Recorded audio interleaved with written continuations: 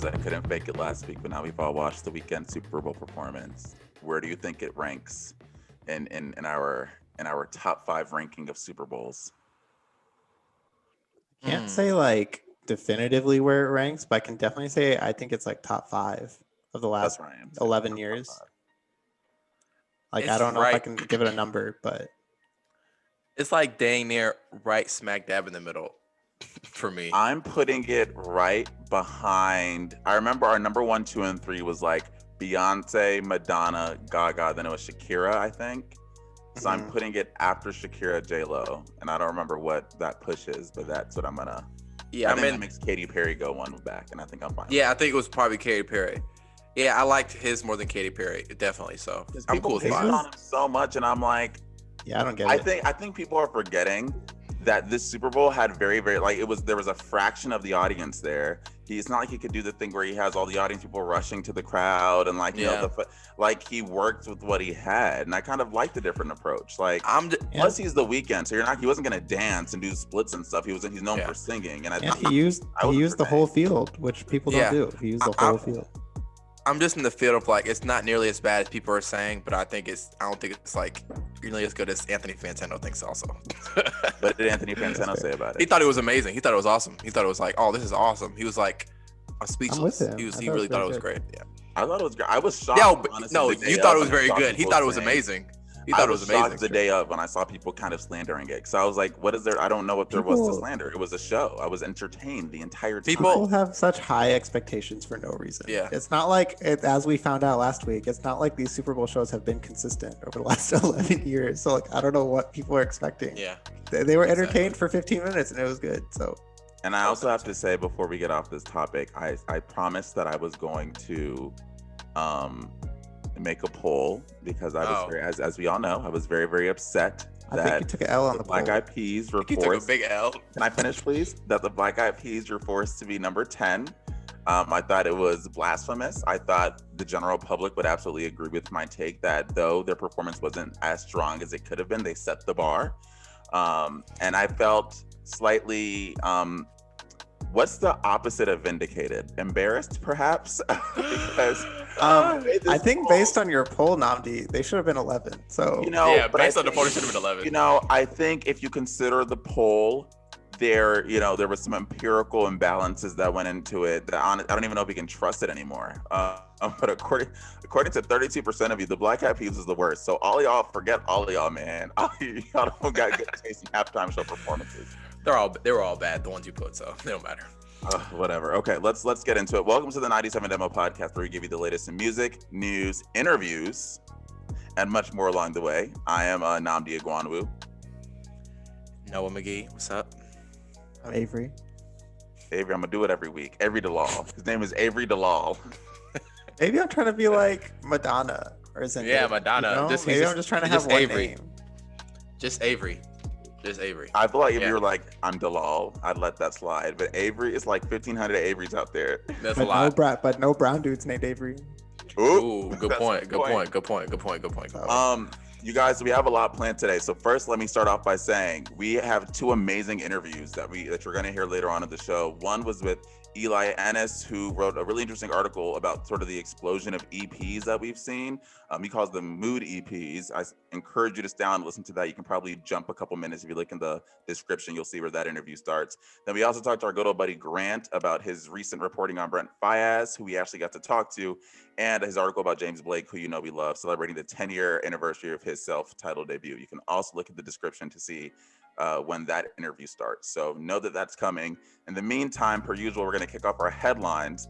And this is what I call a collaboration that makes sense. Issa Rae, her production company, is now working with the City Girls to produce a show called Rap Shit by HBO Max, which I guess is going to follow my 2 female rappers in Miami, I believe.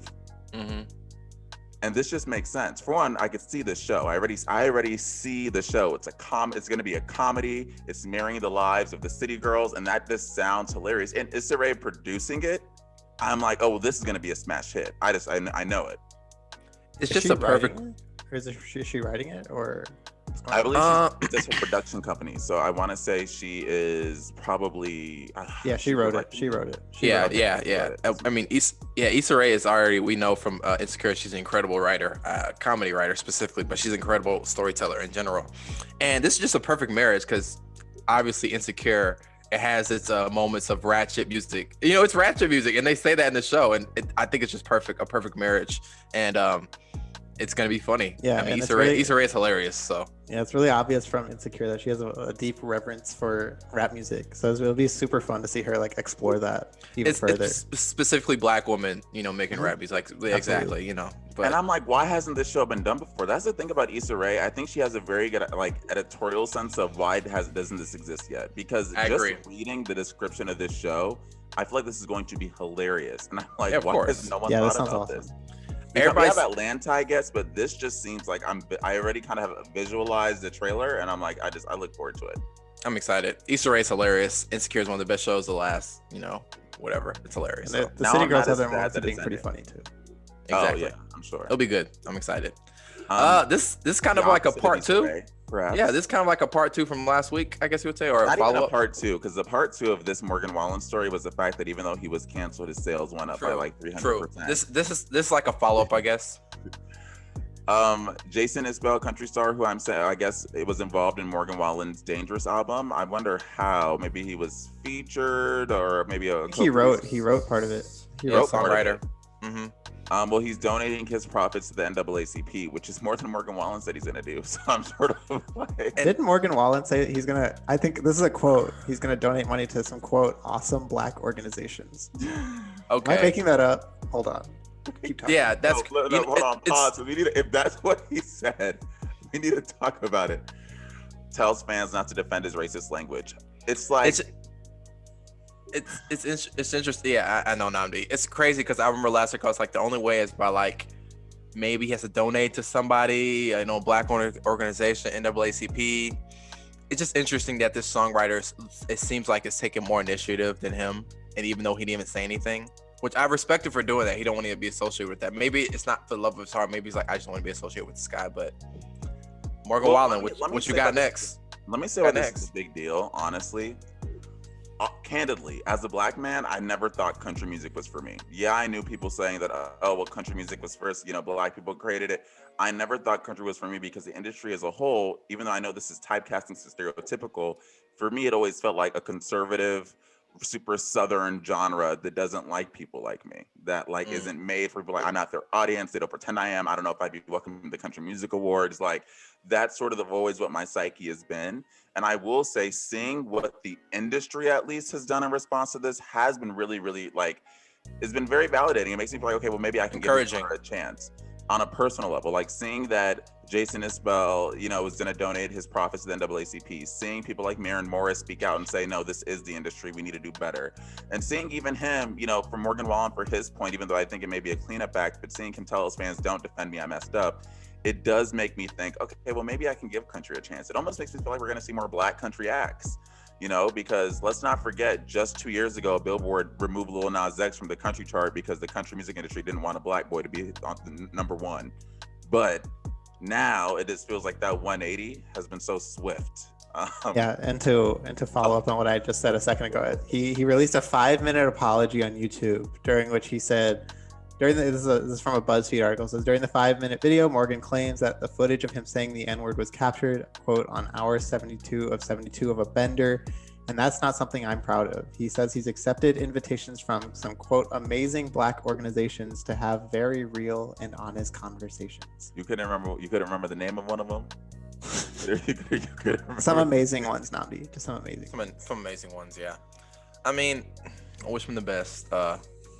You don't need to wish him the best. Nothing has actually happened to him. Like, he's fine. That's true. Yeah, you're right. We'll get more into Morgan Wallen later, but just know that he's all right. Yeah, exactly. He'll be fine. This is like another thing. Boys. Whoa. Yo, this man Nnamdi is wild in this episode.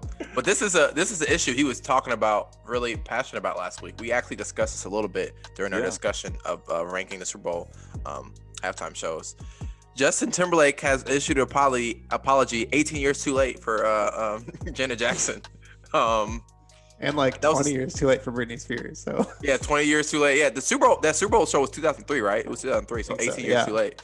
So, I mean, Nnamdi, I know you want to ether Justin Timberlake. It's fine. This is cool, but it's like I don't want it. The only reason he's putting this out now was because the New York Times Britney Spears documentary came out, and we've seen just how he exploited misogyny and general sexism in the industry to sort of do the same thing that happened to Janet Jackson: put a woman down and make sure you were fine, you could keep on flourishing. Rewatching the documentary and realizing that they broke up and he released Cry Me a River and literally had a Britney Spears lookalike in the video to sort of trash her as a cheating girl, it's messed up. Even if that happened, it's messed up, and like this comment says, it's like, this is nice, it's cool, I guess everyone can, it's important for them to own up, but it's 18 years too late.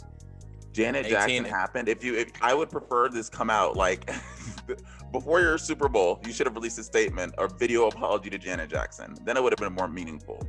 10 years ago, when Britney Spears was going through it, you should have apologized for how you contributed to that. But giving me an apology only now because people are talking about it and ready to just cancel you, it just feels very disingenuous. And reading this apology, I was like, it's very cookie cutter. And like he has a second paragraph here where he's like, I specifically want to apologize to Britney Spears and Janet Jackson. And I expected like, a second page, he's gonna have like one for each of them or something. No, it just says it right here. Exactly. All we got. I agree. Yeah, for our audio listeners, he posted on his Instagram an apology. Whatever you want to call it, even if it's an apology. It's like a notes app. It's a notes app apology. I mean, the thing is, it's like, Avery, can you go to the second page? No, is he gonna give up any of the money he made off of those, those albums, those music videos, or whatever? Is he gonna give off the notoriety he got from the Super Bowl, or whatever he gained from that? Is he gonna give up anything he gained from that, or any money he gained from that, or anything like that? I mean, the damage has been done. You already, were able to, gain a profit from all these things, and these women's, I guess, for lack of a better word, their reputation was, I guess, tarnished. Exactly. I was lost for words a little bit, but I mean, the damage has already been done. Even though the apology, and even though it's like a kind of half apology, the damage has been done. It's 18 years too late. It's like, come on, bro. I mean, he's spitting in this paragraph. The industry is flawed. It sets men, especially white men, up for success. It's designed this way. As a man in a privileged position, I have to be vocal about this. Because of my ignorance, I didn't recognize it for all that it was while it was happening in my own life, but I do not want to ever benefit from others being pulled down again. He says nearly 20 years after benefiting from two women being pulled down.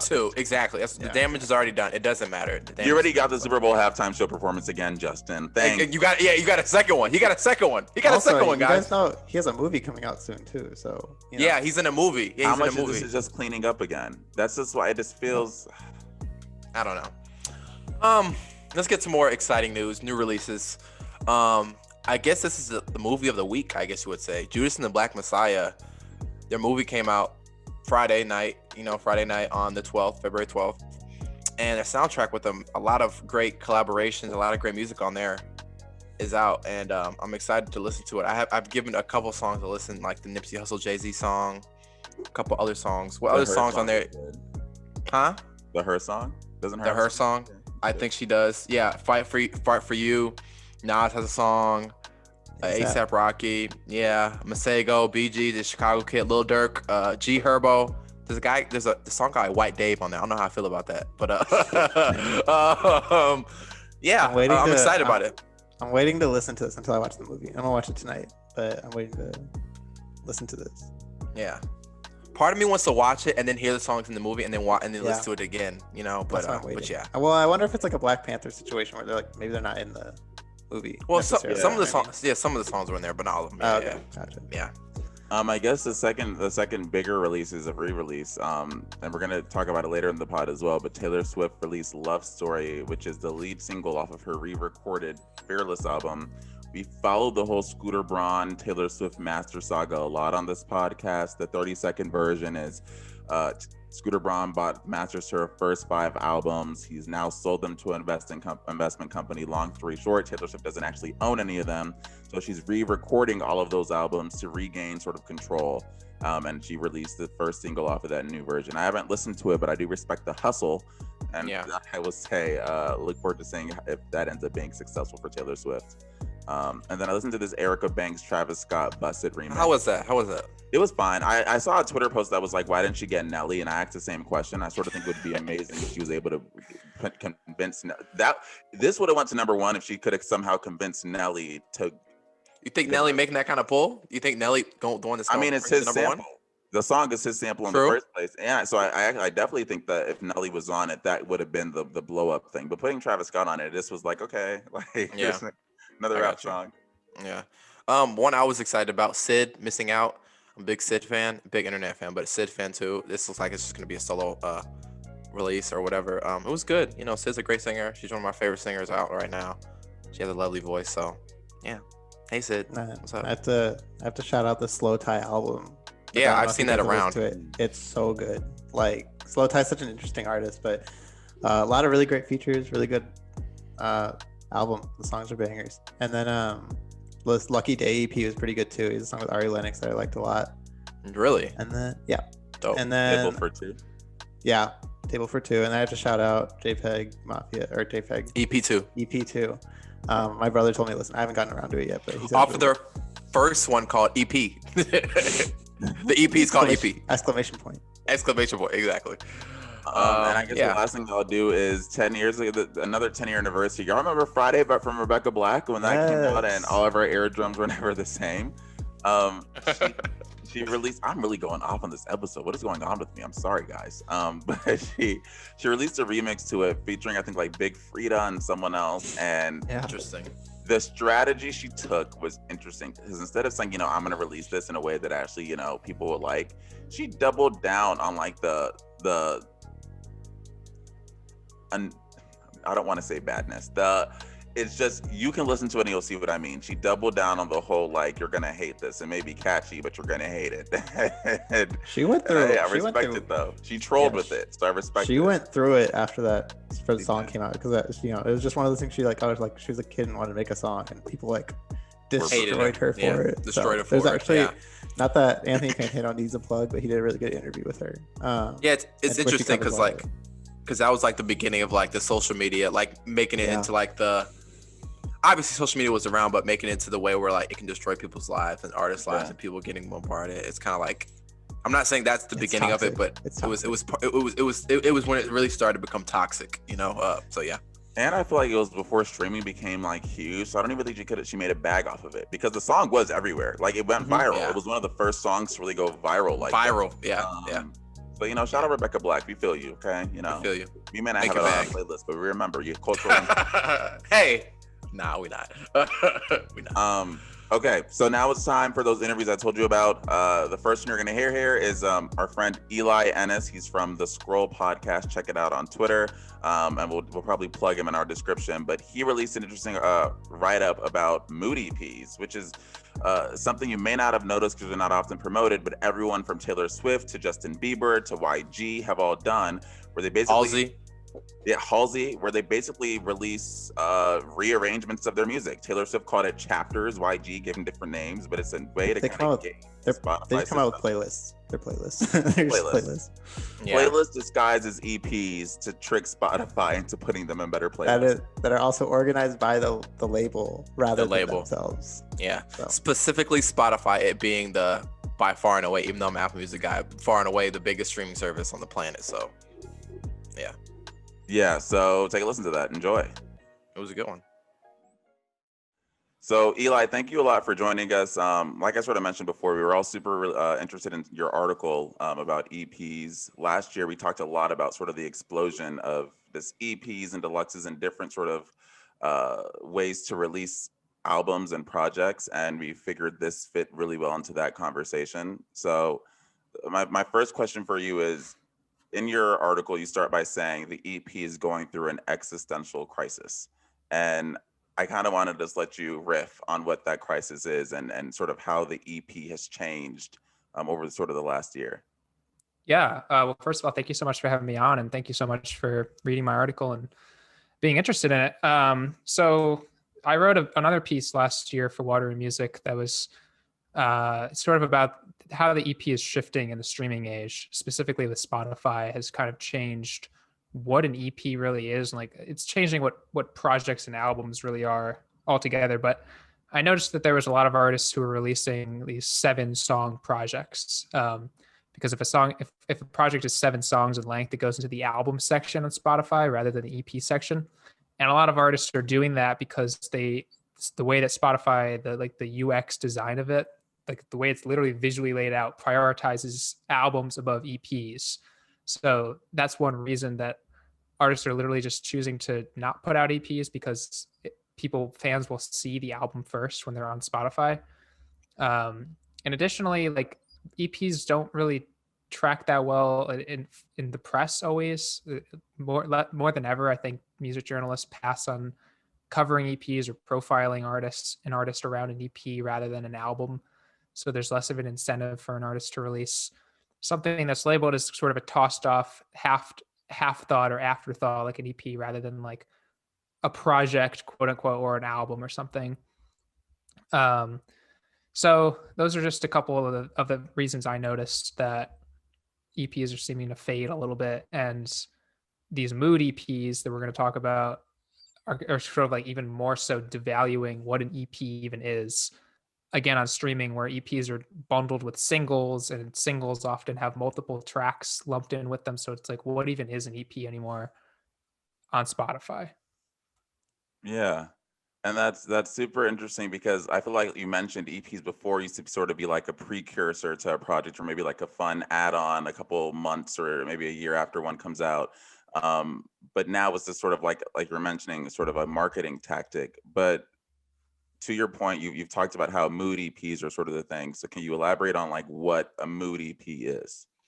Yeah, so I noticed this phenomenon when I was researching that EP article last year. When I was just looking at YG's profile on Spotify, and he had these EPs that were not being promoted. I had never heard of them before. I didn't get a press release for it. I didn't see him post about it online. And they were kind of curious because they're called For the Fans, For the People, For the Ladies, and they all have sort of a similar visual layout. And I was looking at them, and I noticed that they weren't new songs. They weren't actually new projects of new material. They were just sort of mini compilations of previously released YG songs that fit into a given theme. So For the Fans, I guess, seems to be sort of maybe fan favorites or ones that he plays live, and then, For the Ladies or kind of some of the more sexy ones or whatnot. And after I noticed that he did it, I realized, that's around the same time as Taylor Swift rolled out her Folklore Chapters series, where after she put out her album, about a month after, she started re-releasing the project as individual chapters, which were just like 6-song breakdowns of the record, with the track list shift up into various different moods and themes. And then I noticed a lot of other artists are doing this, sort of Justin Bieber, Lauv, there's a bunch. Most of them are on Universal Music or one of its subsidiaries. And the idea is pretty much, it's not an EP in the sense that it's like a short form release. It's just a way for labels to sort of bundle songs that were recently released, or maybe even released back a long time ago, years ago in some cases, package them into a new product and roll them out in the EP section so that they get reloaded into the Spotify release radar playlists, because it triggers that, because it's considered a new release by that artist. So then therefore it gets in the release radars, which are super, super high traffic. It's one of the main, like, most popular mechanisms on the service. And then fans think it appears that they're getting new music, but they're really not. They're just getting a sort of repackaged version of previously released songs. And there's a lot of implications for that. Yeah, That's it's funny. interesting. Go ahead, Avery. Okay. You sure? Yeah, it's interesting you say that, because earlier this year, or early past couple months, there was actually Big Sean did a similar thing with Detroit too. I remember we were one time doing an episode, and it was like, oh, look, Big Sean released a new EP, and it was like, oh, there's a lot. Oh, they're all just an album, divided into 4. And one of my, biggest things I was wondering during this, reading this, because it is really interesting, I was wondering, what about the artists that, I don't know, lack of a better term, but release traditional EPs with actual, like, unique music, new music that the fans haven't listened to? is that going to hurt the artists that, release traditional EPs that are like, oh, this is new music for the album that's coming up a year from now, kind of what Nnamdi was referring to? Is this existential crisis or whatnot going to affect the more traditional EP way of releasing EPs, you would say? I don't know. I mean, that's kind of what I was theorizing in that article I wrote. And what I've been thinking about is that all these sort of like non EPs, or like, with the 7-song thing I was mentioning earlier, a big part of the marketing tactic is to not use the word EP at all. It's to just say it's a project or say it's a release or something sort of vague like that, because the word EP again sort of like has the connotations of it that it's sort of an afterthought. So then between that and these mood EPs that aren't really EPs, I feel like eventually people who use Spotify are not really going to take what's in that section seriously. They might not think, if they see a new release come up, they're just going to be inundated with all these, sort of like gunky releases all the time, these misleading things that might even detract people from checking out new releases when they do come out. But at the same time, the short form releases do really well on Spotify, especially singles.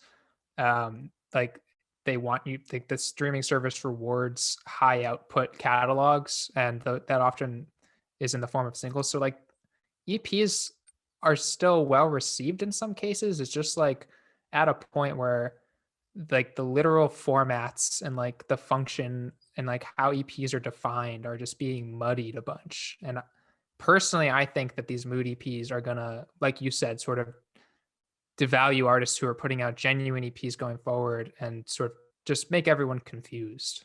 But I guess we'll have to see,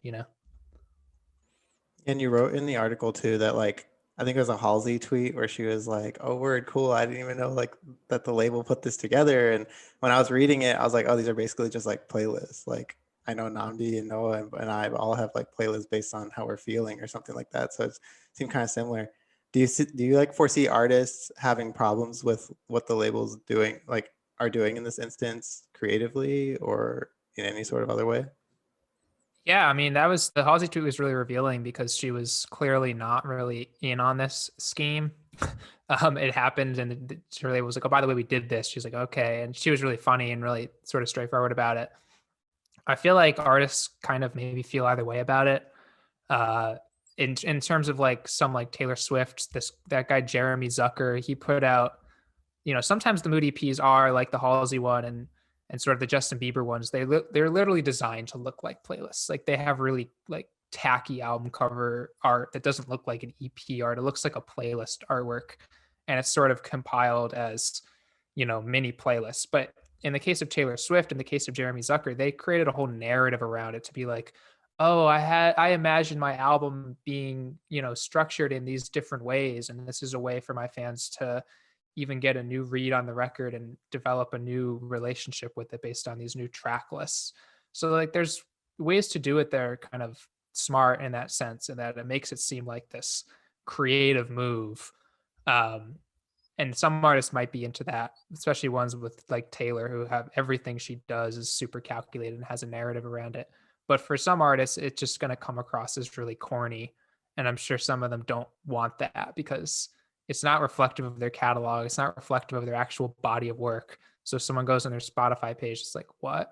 And if you look at forums, like I was looking at like a Lil Wayne wiki sort of, because he put out a couple of these, and like fans are like pissed that they're coming out. They're like, why are they doing that? Like it just seems to confuse fans more than like build a relationship with them if there's not a story around it. So I think, yeah, it could come across super awkward, and there's probably going to be more awkward instances of it going forward. And I think that's such an interesting point because Taylor Swift, to your point, is like a marketing genius. I've talked about this a lot. Like even when she used to release her physical projects, it'd be like, "Oh, I'm releasing 5 different versions that each have a different poster. Buy all of them and put them together, and you'll see a hidden message." Like she was the queen of that. So for her, this sort of thing makes sense. But I could understand how someone like Lil Wayne or even Justin Bieber putting out like 4 or 5 random mood EPs could feel disingenuous. But my bigger question to you is how much do you think the pandemic is playing a role in this? Artists can't tour, they can't make as much money, labels still want to recoup their cost.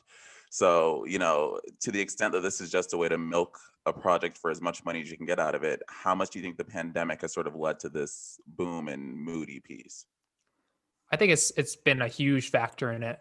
That's what sort of my sources theorized and what they said in their experiences, who I talked to for the article. But it makes sense. I mean, these started literally a week into the pandemic. Justin Bieber was the first person to do it. And then you saw more and more continue. And it is a good tactic in that sense, given that you don't have touring, you don't really have like physical ways of marketing your album. It's easier than ever to get sort of forgotten quickly, if given that everyone's experiencing everything online. So it is like a relatively effective way, at least in theory, to give your album a boost and remind people that these songs exist, and by getting them on the release radar, or just like, maybe a fan's checking out your page and they see, oh, what's this? But I just think it's like ultimately a little cynical, and I don't know, it doesn't seem like it's really going to build the best will with fans, because it seems a little deceiving to me. That's my personal thought on it, is that you are kind of tricking the fans into something, because why would you not just make these a playlist? Like, all these artists have their special artist playlists that are often like essentially a 10-track, 15-track mood EP. Why would you put it in EP form? It's solely because of the release radar, to get it in your Spotify. So then you're getting tricked into thinking that your artist is giving you new material when they're not. So I don't know if it will continue after the pandemic, but I wouldn't be surprised if it just becomes a new norm, because it seems like it would work.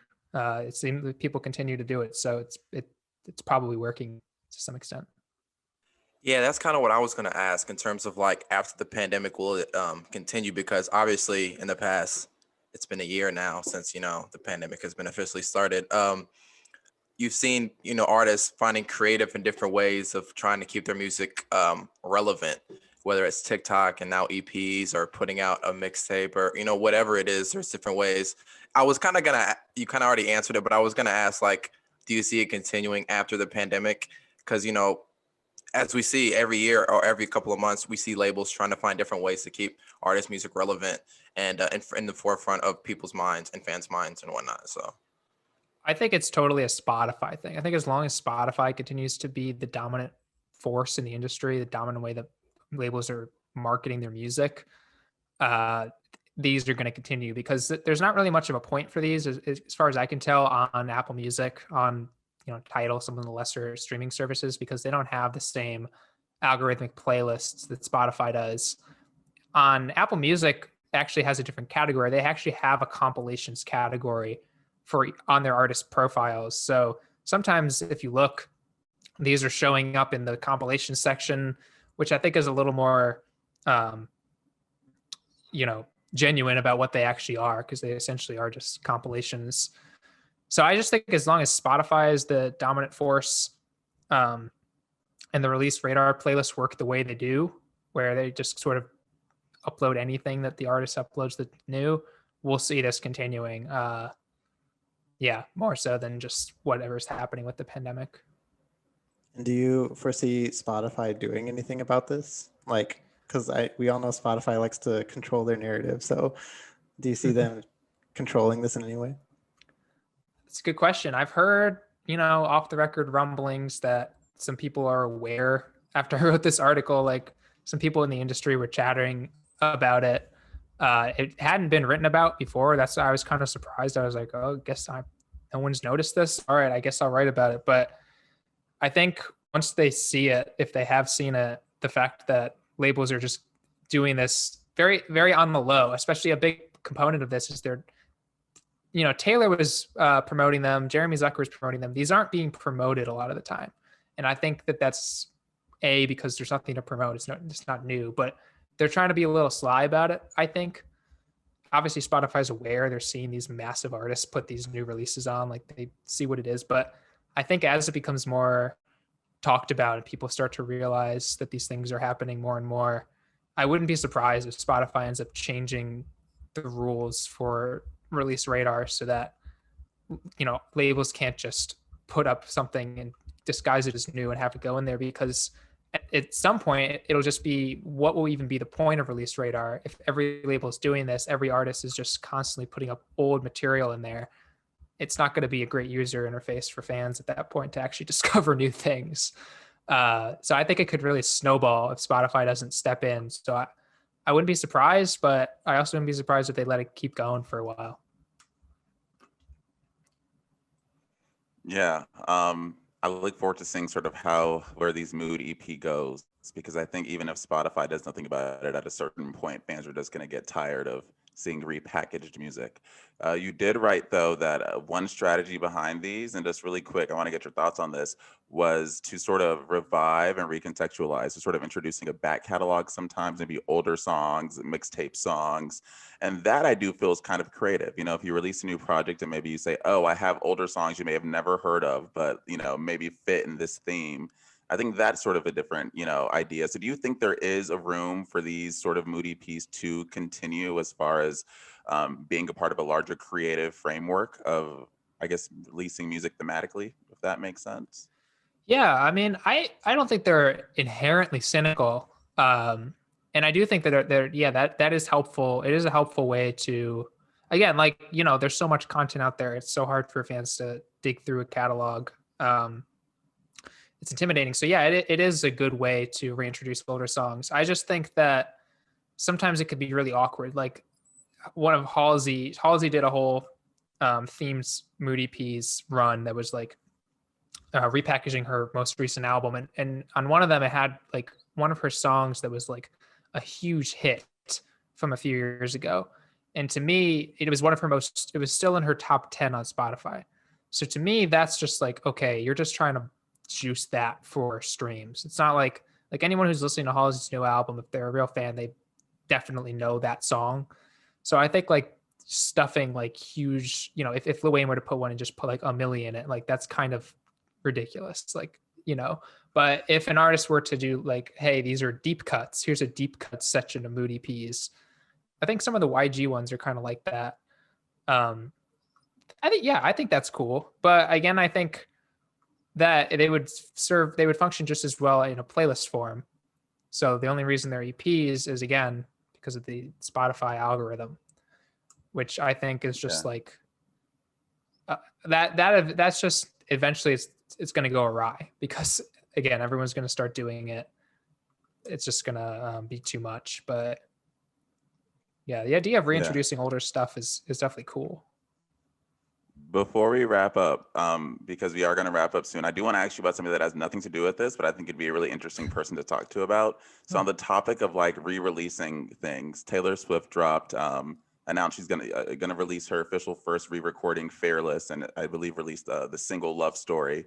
The backstory behind that was, of course, Scooter Braun owned her masters, sold them. She doesn't own them, and her way to kind of get back at the man, I guess, is to re-record all of her music, release it, and hope it does as well, and hope that, you know, I guess people who want to either listen to her music, or maybe companies that want to purchase her songs for commercials or movies will go to the new versions and not the older releases. Do you think that'll work? And sort of what do you make of this Taylor Swift strategy of, I'm going to re-record all of my old records and push them out as a way to get back to the people who own my actual music? I think it's really smart. I think it will probably work for Taylor Swift. It seems like people really dig the Love Story re-release so far as what I can see. I haven't actually heard it myself yet. I'm going to check it out later. But I think because she has such a high profile, she already has a history of sort of taking a stand against the music industry. She used to boycott Spotify. Now she's on Spotify gaming the algorithm, but you know, who among us? But I think just because of her presence and sort of her force and the control she has over her fans, like her massive, massive fan base, this is a really compelling story. She's the hero of it. It's kind of undeniably like commendable what she's doing. I feel like it's hard to, you know, talk shit about it. So I think it'll work really well for her. I'd be curious to see how many like actual sync licensing deals she gets from those songs. Like in terms of like, if a movie's going to have a Taylor Swift song in it, are they really going to go with the re-recorded one? Or are they going to go with the original?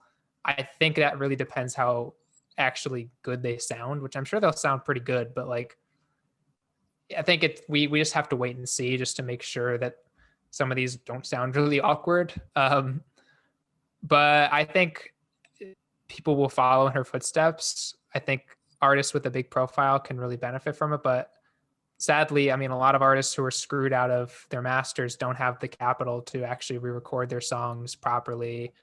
They don't have the means to. So while I think what Taylor's doing is really cool and pretty revolutionary, and I think it'll work out well for her, I don't think that it's going to work for the vast majority of artists, but maybe we can get there one day.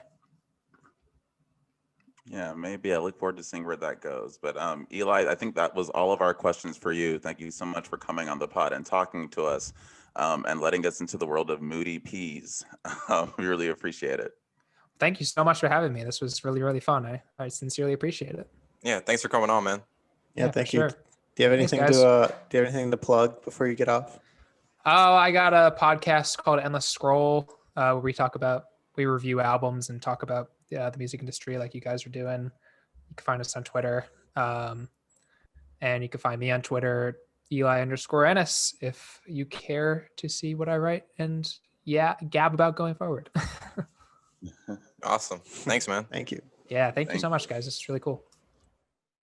Hope you guys enjoyed that with Eli. So for our next conversation, we talked to our good old friend, 97 Demo honorary member / musical contributor / field reporter, Grant Sharples, because he had the cool opportunity to talk to Brent Faiyaz about his hell of a year. And, you know, talk to him about everything from his new song Gravity, which we all love, to what he has next. So take a listen to that conversation now. Okay, so if you watch the 97 Demo, you know who Grant is because we have him on just about every other month at this point. But he is our honorary member, contributor, field reporter. We're thinking of a title, but he's always on, and we're always. That'll be my new LinkedIn title will be that. Yeah. What episodes has he been on? He was on the Phoebe Bridgers review, obviously way back when. And I did your the alternative. Yeah, we just had him for the alternative album discussion.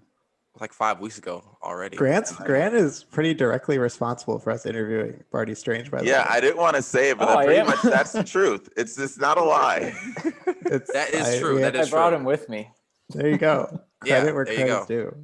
Yeah, but typically when we have Grant on, he has some like great reporting or writing that like precedes it, and this is no different. So thank you. Today, or recently at least, Grant released an article about one of our favorite artists. Noah stands him. I somewhat stan him. Avery stands him in the dark. Brent Faiyaz,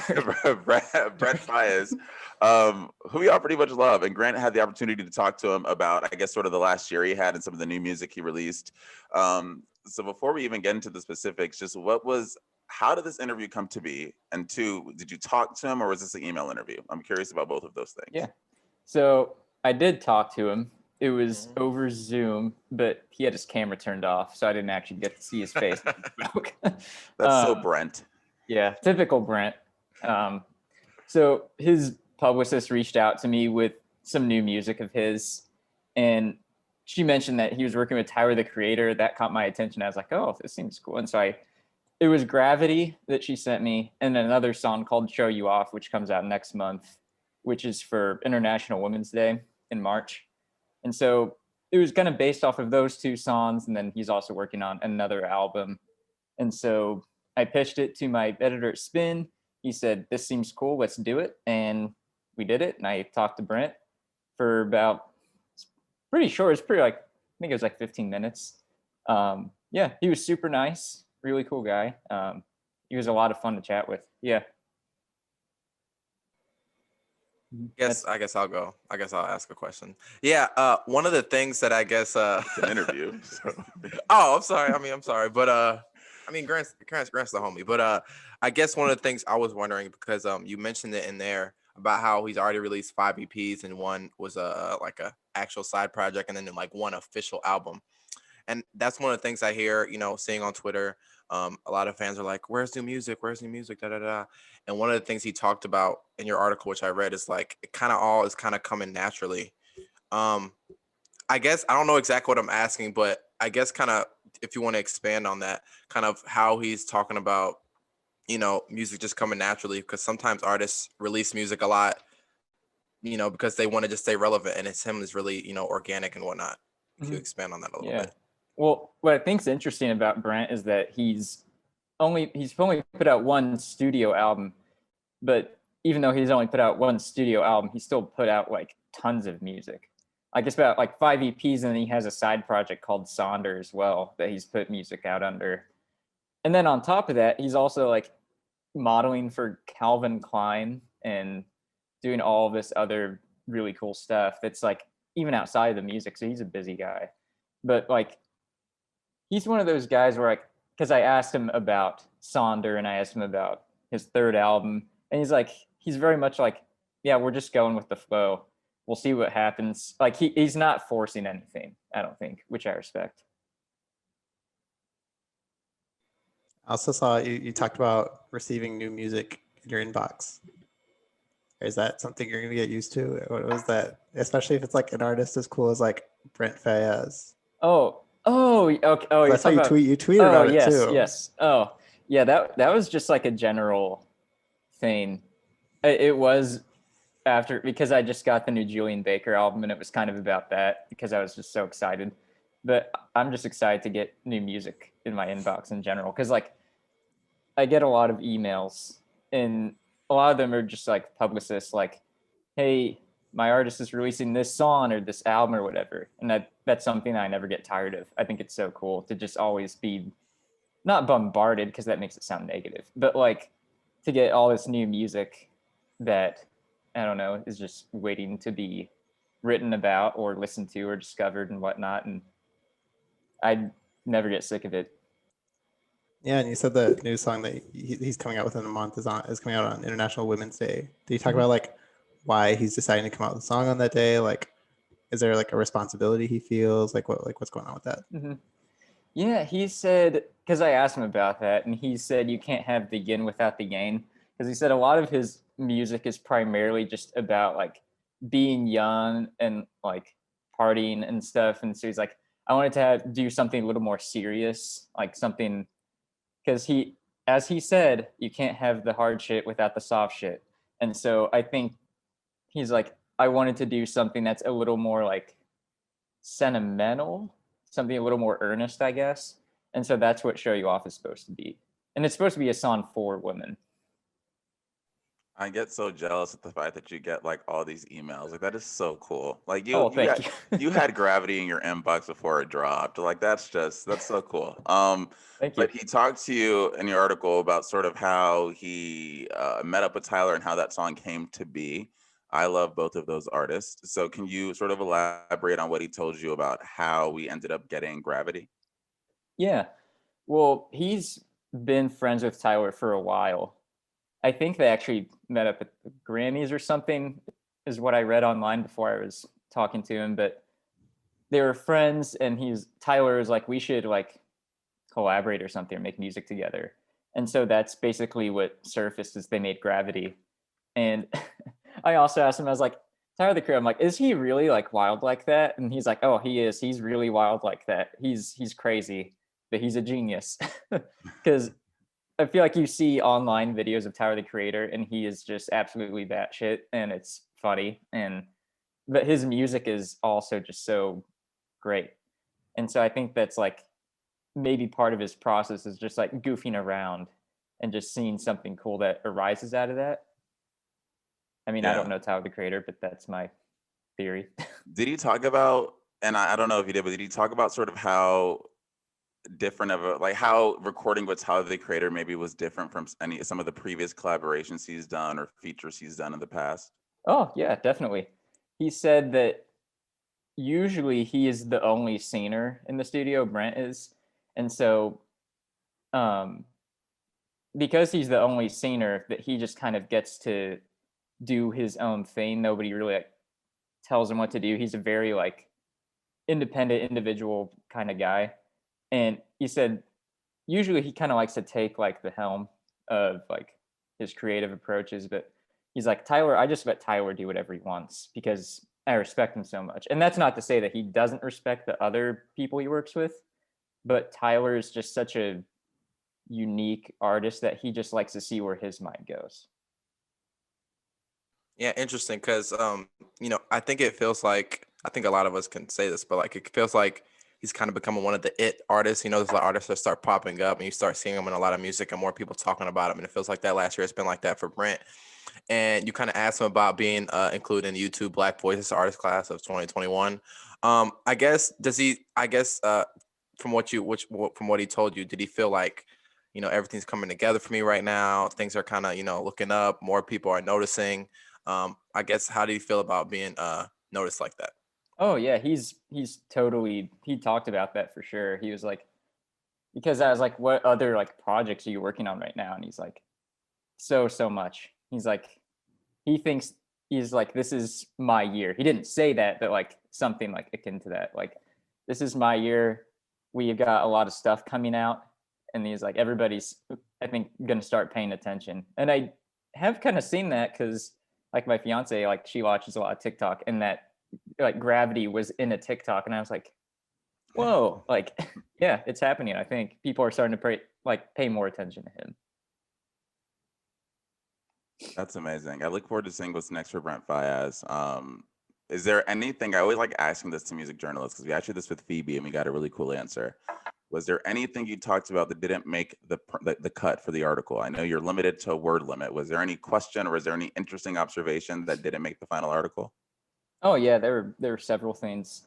I asked him if there was new music coming from Sonder, and he is like, you know, we don't get to hang out much, so when we do, it's normally just like want to eat food or something rather than like let's make music. But he says if something happens, it happens, and he is working on a third album.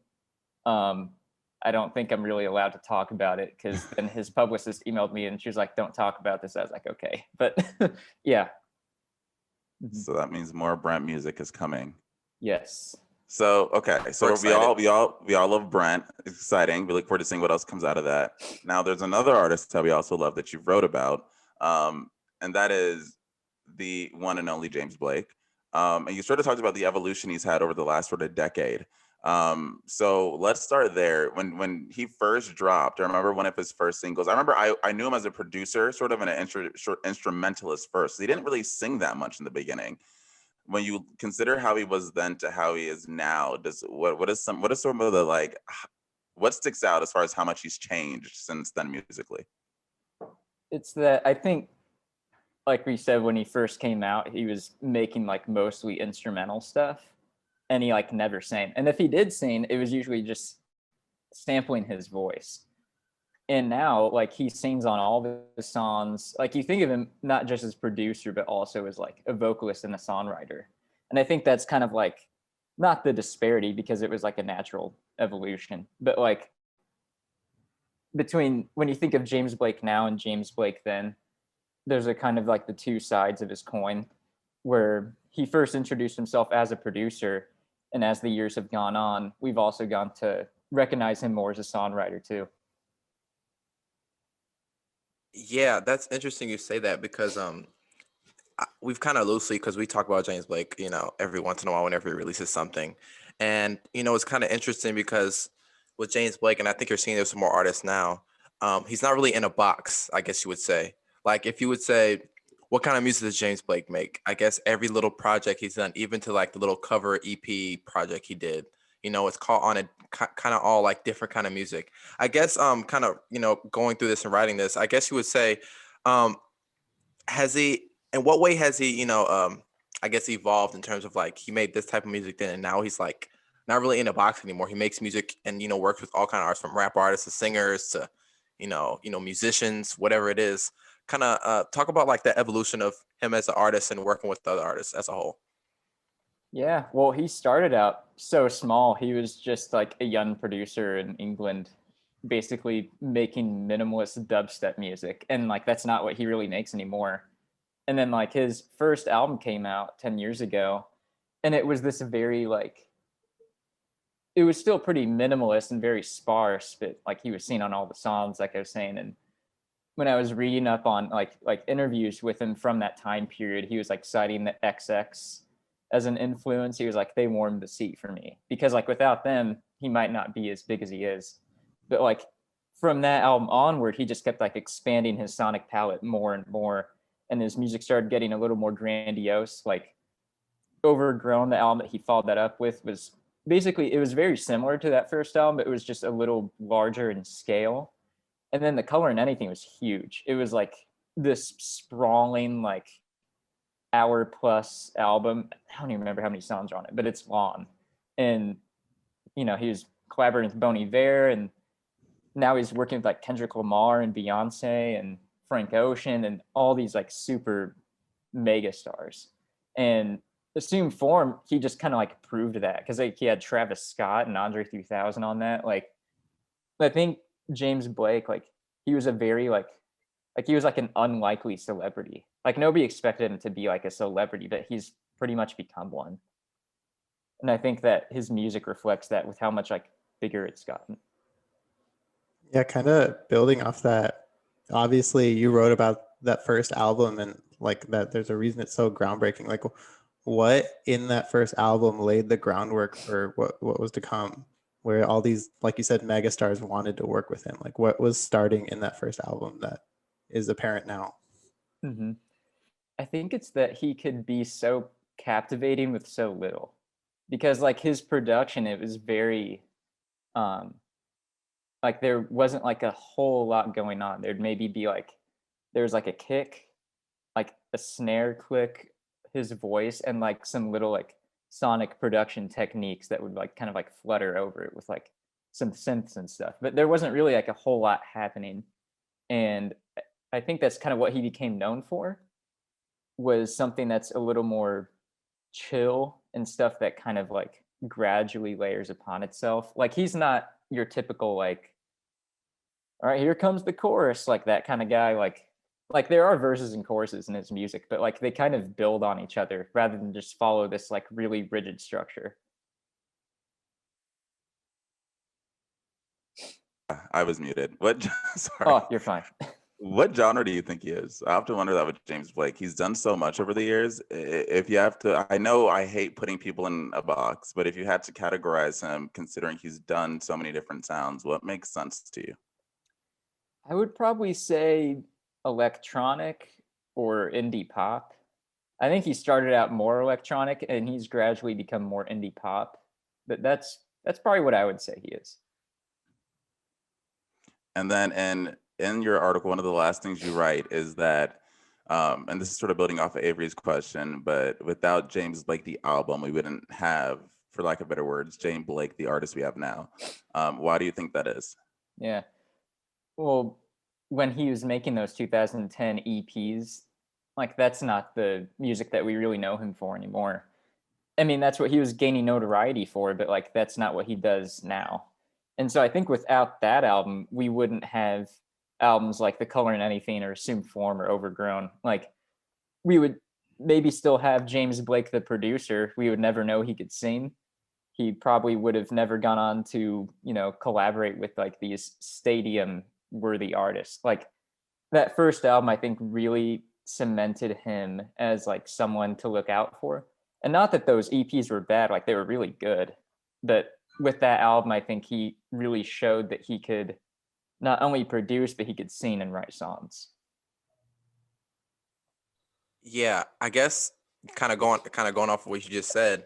I think this happens with a lot of artists that, you know, because obviously he's an artist, he sings, but a lot of people know him as just a producer, I guess you would say, or somebody that's, you know, helped create music. And I think we've seen this, you know, I'm not really coming from this from like the pop side, but like, you know, whether it's Kanye West or Travis Scott, they come out as, hey, they're producers. And sometimes it can be hard for them to kind of break in as artists because people are kind of like, hey, where's the music? Where's the beats or whatever it is?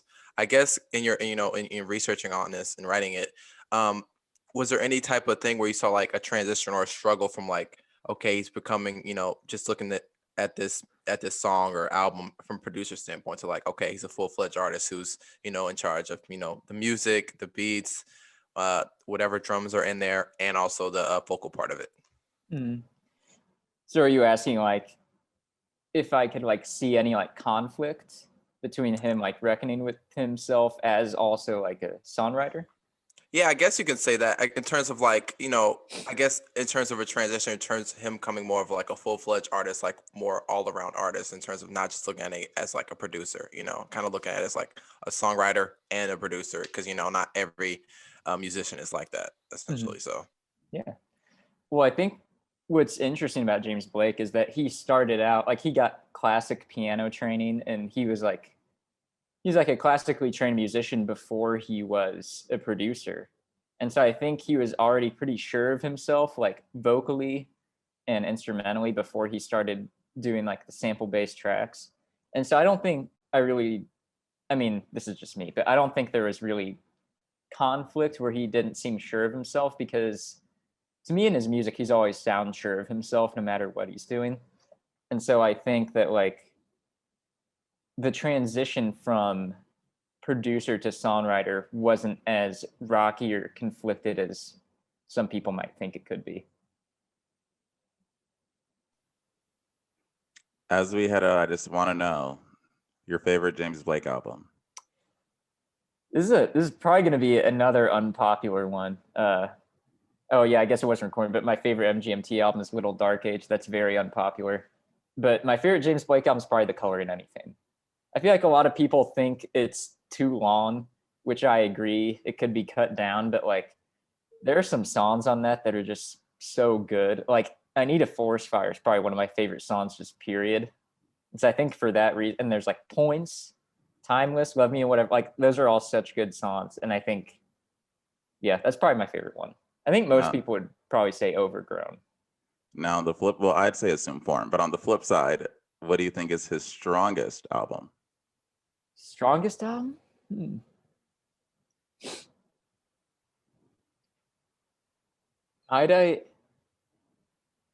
Another unpopular one. I'm probably going to stick with The Color in Anything, just because I feel like that's him at his most evolved form.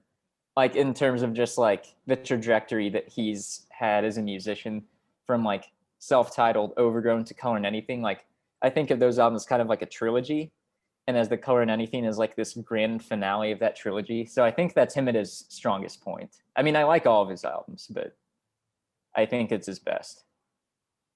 Yeah, I think we all agree. We're all James Blake fans, and because of his reputation and how seriously he takes his music and just how sort of refined he is. Like I'm not surprised that he's classically trained, because when you hear his music, that's someone who really does music for music, not necessarily for show or fame, but they create music because they enjoy creating music.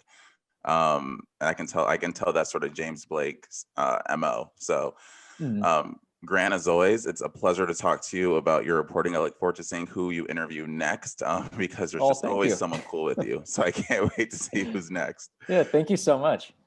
Keep killing it. I always love coming on here too. It's always fun. Oh, thanks. Well, man. We're glad to hear it, because you're going to be invited back. So we're happy to hear I'm the field reporter. Yeah, not a bother. Exactly. Yeah, I hope everybody enjoyed that Grant Sharples interview. We had a good time talking to him. He's one of our guys. So now going to our chart rundown, looking at the Hot 100, I believe, first. So Yes. yeah. And y'all, let me tell you, it's some things that I'm upset about. We're going to start with the good news first. So Gravity, a song we all love, makes sense off of the conversation we just had. It debuted on I'm the so chart. hype over that. Yeah. Now, it didn't debut as high as I may like, but it's number 71. And hey, I think it's a slow burner. So I think you can expect to see that rise. For those of you who really care about the rest of the Hot 100, not much has changed. The top 5 is still the top 5. Olivia Rodrigo is still doing her thing. But let me tell you something that I was big on last week. Everyone was saying Morgan Wallen's canceled. It's the end of him. He's done. Morgan Wallen is on the Hot 100 11 times this week.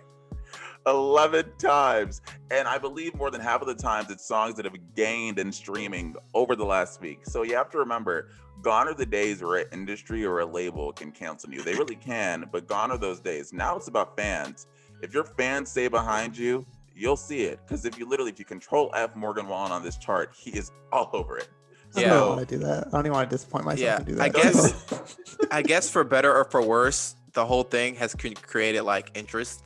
So people that probably weren't know his music are like, I wonder what this guy even sounds like. I mean, for better or for worse, people say, there's no such thing as bad press, So, I mean, he's literally an example of that. It's bad press, and he's more popular than ever. So, for better or for worse. But you know what? Before I I'm listen to his thinking? music. I'm thinking that his songs may have been hurt, but I'm sure on the Billboard Hot 200, his album, there's no way it's still number one. There's no way, He right? was canceled by No all those way. record There's no radio way. No way Let's it's check number it. one, Let's check right? it real Records quick. suspended. There's just no way. Yeah, No way. let's check it out. Let's real just quick. look. Oh, Oh, what's that? oh, Dangerous. Morgan Wallen's album is still number one despite his cancellation. The double album. the double. The double album. That's a long album too. Golly. So yeah, again, and beyond that, I'm pretty sure he had another album on this chart that also rose in sales. I don't know the name of it. I just know that it's on here. So again, canceled where? My other highlight, I just wanted to shout out Lil Durk is putting on for Chicago. His album, The Voice, is now peaked to number 2, and I believe that's a career high for him. So shout out career Chicago. high. Right. Career high. He dropped 30. And Avery, your guy, your favorite band, Weezer, their last album debuted on this chart. Narrowly missed the top 40 at number 41, but hey, when you're a rock album that's been around for decades, I think that's a flex nonetheless. When you're Yeah. legendary rock band Weezer. I enjoyed it. Like I've said a million times, you guys have heard me say. Well, the last week and throughout the interviews, Weezer was good. It was a good. I mean, the OK Human, that's the name of the album. Was good. Good project. I Shout enjoyed it. out Short. Shout out Weezer. Come on the Shout out podcast. Please. So I guess this means now it's time Please. for Project of the Week, perhaps. Yeah, Yeah. let's get it. I guess I'll just go first again. I've been on my R&B tip, guys. Mahalia, she's a British R&B artist.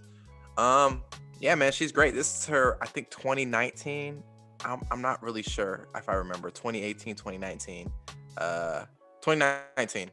So yeah, Mahalia is a great singer. I love her. I love the song "What You Did" with LMI. It samples that Cameron song, like "Oh boy, boy, oh boy." Yeah, cool sample. So yeah, she's a great singer. I enjoyed it. So yeah, check it out. Anybody Do you want else? to go? You want me to go? What's going on? I don't. Yeah. Avery, you go. Avery, go. Okay, I'll go. My project of the week is Plural by Electric Guest. There's like a little indie pop rock. I don't really know what to describe them.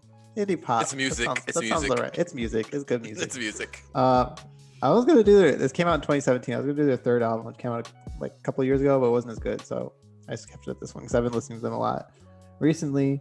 I really don't know how to describe it other than it's just like cool pop music. And yeah, check it out on the playlist coming out in a couple days. It'll be good. Yep.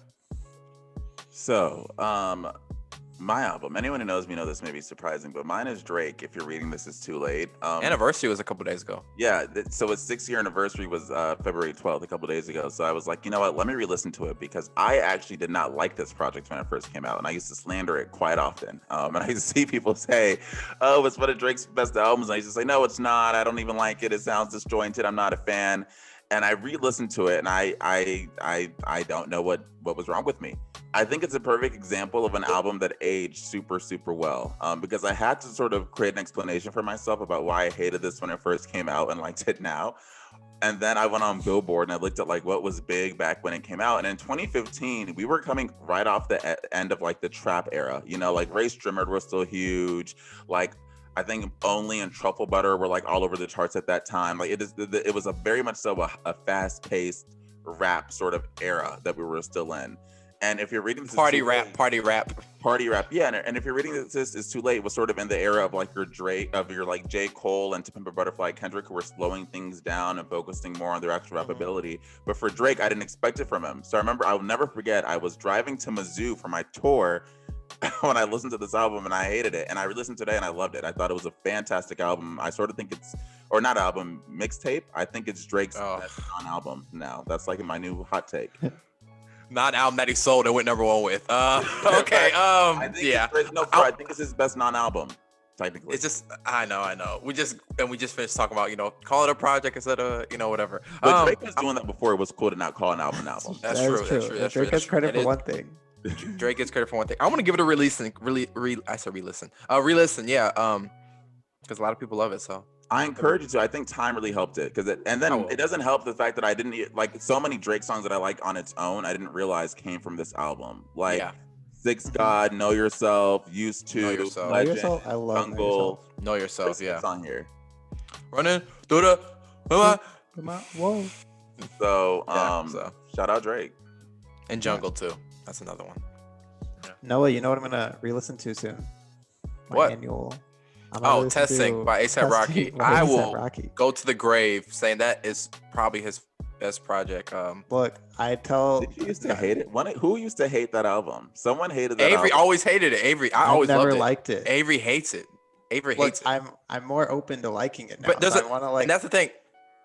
It's a popular opinion to hate it. People don't think it's good. A lot of people don't think it's good. People are like, man, I just fell haven't off. gotten it. I'm gonna listen to it again though soon. I do this every few months. Just He to, likes the Frank Ocean song. No, wait, y'all. That's Is there a pod do to be like made listening. out of re-listening to albums we thought we hated? Yeah. I'm adding it to our pitch list. You guys stay Pitch tuned. list. That may come soon. Yeah. All right, guys. But yeah, okay. I think we're done. That's it for the 97 Demo podcast. Make sure to share and subscribe. Follow Grant on Instagram, on Twitter at Grant Sharples. Follow Eli on I'm messing up Twitter, on Twitter. Eli on Twitter at Eli On all the _ socials. Enis. On all the socials. Look and out for their yeah. bylines. Yeah. Oh yeah, look up all their bylines. I'm pretty sure Eli's on Patreon. Support him there. And thank you guys for listening. We'll be back next week.